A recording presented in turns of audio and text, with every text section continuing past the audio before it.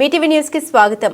సమగ్ర శిక్ష ఉద్యోగుల నిరవధిక సమ్మె 4వ రోజు కామారెడ్డి జిల్లాలో ఉద్యోగులు సీఎం గత ప్రభుత్వం ఉన్నప్పుడు సమ్మె చేసిన సమయంలో హన్మకొండ జిల్లా ఏకశిల పార్క్ వద్ద ప్రస్తుత ముఖ్యమంత్రి గారు కాంగ్రెస్ పీసీసీ హోదాలో వచ్చి కాంగ్రెస్ ప్రభుత్వం పాలనకి వస్తే 100 రోజులు మీ సంఘ నాయకుల్ని ప్రజా దర్బార్లో కూర్చుండబెట్టి సమస్యలపై చర్చించి టీ తాగినంత సమయంలో జీవో ఇప్పిస్తామని హామీ ఇచ్చారు. హామీ ఇచ్చి సంవత్సరం గడిచిన ఎమ్మెల్యేను మంత్రుల్ని కలిసిన ఫలితం లేకపోవడంతో తాము నిరవధిక సమ్మెలో పాల్గొన్నామని సీఎం గారు ప్రభుత్వ అధికారులు మా సంఘ నాయకులతో చర్చలు విఫలం కావడంతో కస్తూర్బా గాంధీలో పాఠశాలలో బోధన జరగడం లేదని, ఓఎస్సీ సర్వేను బహిష్కరించామని, మధ్యాహ్న భోజన బిల్లు చేయడం లేదన్నారు.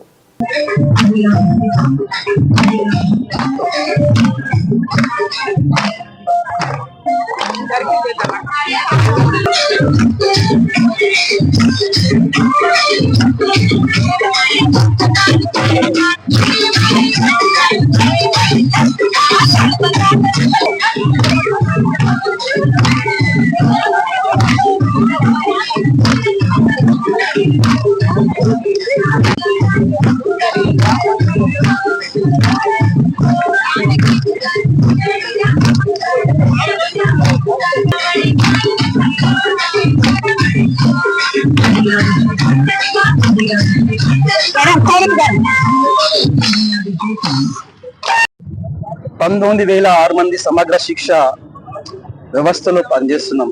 విద్యా వ్యవస్థలో కీలకమైన పనులు చేస్తూ మరి పేద విద్యార్థులకు పాఠాలు చెప్తూ అనేక రకాలైనటువంటి పుస్తకాలు, బట్టలు, మరి OS survey, mid day bills ఇవన్నీ రకరకాల సేవలు చేస్తున్నటువంటి మాకు, కళా విద్యలను పోషిస్తున్న మాకు మరి మా ప్రధాన డిమాండ్ రెగ్యులరైజ్ అంశాన్ని మేము ఎత్తుకొని గత ప్రభుత్వంలో మేము నిరసన కార్యక్రమాలు చేసినప్పుడు మరి పిసిసి హోదాలో రేవంత్ రెడ్డి గారు వచ్చి మీ సమస్యలు పరిష్కరిస్తాను, మీ సమస్యలు చిన్నవి, మీ సంఘ నాయకులను పిలిపించుకొని చాయ్ దాగంత లోపలనే మీకు జీవో ఇస్తామని చెప్పడం జరిగింది. మరి ఆ జీవో వస్తే మేము కాంగ్రెస్ ప్రభుత్వం అమల్లోకి వచ్చిన తర్వాత ప్రతి ఎమ్మెల్యేలను, ఎంపీలను, మంత్రులను కలవడం జరిగింది. మరి మొక్కని దేవుడు లేడు, తొక్కని కడపలేదు. మా బాధను ఎన్నిసార్లు చెప్పినా ప్రభుత్వం పట్టించుకోకపోతే గత 4 రోజుల్లో మేము నిరసన కార్యక్రమాలు చేయడం జరిగింది. అయినా ప్రభుత్వంకు ఏదో రకంగా చర్చలకు పిలిచి నామమాత్రంగానే చర్చలు చేయడం వల్ల ఆ చర్చలను మేము విఫలం చేయడం జరిగింది. ఆ బహిష్కరించినప్పుడు ఇంత సేవ చేస్తున్నటువంటి మాకు ఎందుకు న్యాయం జరగదు?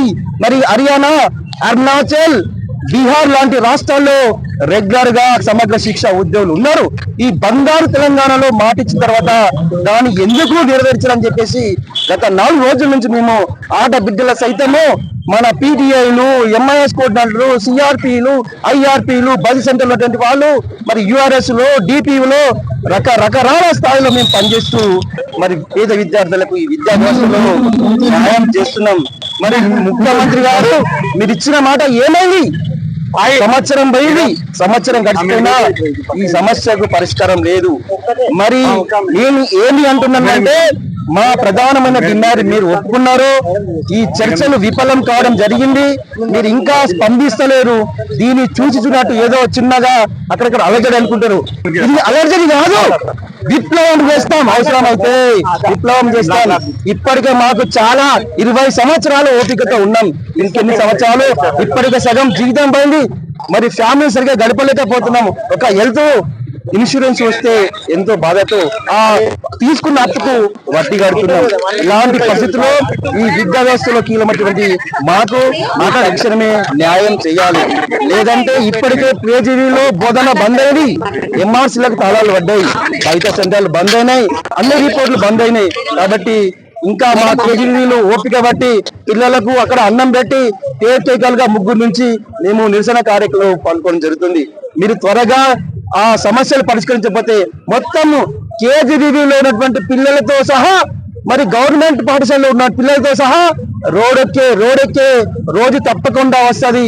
మీరు ఇంకానూ స్పందించకపోతే ఈ మా తీవ్రమైన ఉద్యమాన్ని చేసి సడక్ బంద్, బస్సులు బంద్, రైల్లో కరెంట్ కార్యక్రమాలు కూడా పెద్ద తెలంగాణ బిడ్డలమే కాబట్టి ఉద్యమం ఎలా చేయాలో మాకు నేర్పారు కాబట్టి మేము నేర్చుకున్నాం. కాబట్టి మేము యుఆర్ఎస్ కానీ, సిఆర్పీలకు కానీ, ఎంఐఎస్ కోఆర్డినేటర్స్ కానీ, కేజీబీబీ బృందం కానీ మొత్తము మేము అందరము 19,600 మంది ఉన్నాము.